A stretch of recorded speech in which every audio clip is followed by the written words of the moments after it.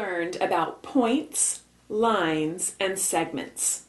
In this video, we are going to look at types of lines. The first type we are going to look at is two lines that are intersecting, so intersecting lines. Two or more lines that meet at one point are called intersecting lines. So let's look at an example. Let's say that I have the line NP. So I have a line going through points N and P, and so I call that line NP.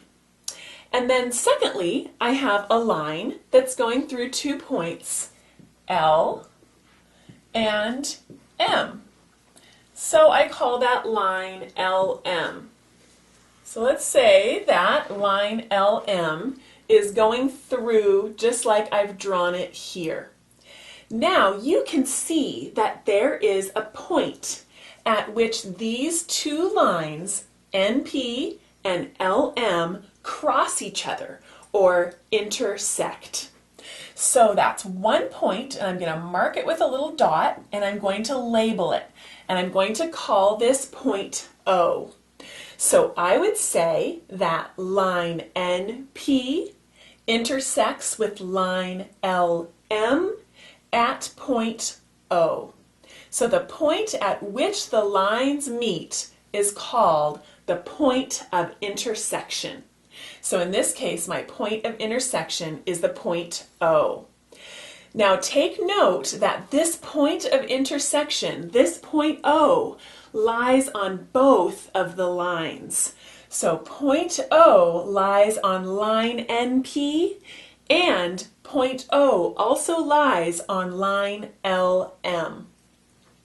Another way that two lines can intersect is what we would call perpendicular lines. So if two lines intersect at a 90-degree angle or a right angle, the lines are called perpendicular lines. So we would still say that they're intersecting, but we would say that in particular, since their intersection makes a 90-degree angle, we call these perpendicular lines. So let's take a look again, and we'll use the same letters here. So say we have our line NP, and this time I think I'll draw NP going this way. So now we've got a line here, line NP, going this way. And it's going to be intersected by a line LM. Now we've got a point L here and a point M here with a line going straight across. I'm going to move my M up just a tiny bit because I want my line to be as straight as I can make it. And so now I've got two lines again. Now what happens with this line is that we draw, or these two lines, is that we draw a little symbol here at their point of intersection. So they still have a point of intersection, which is O. So everything that was true about our intersecting lines here is still true here.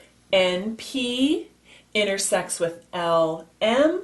The point of intersection is the point O. The point O lies on both lines, LM and NP, but the difference is here now that these two lines meet and cross each other and form a 90-degree angle or a right angle. And when that happens, we have a little symbol that we draw right at the point of intersection, and the right angle is shown by making this little square symbol at the point of intersection.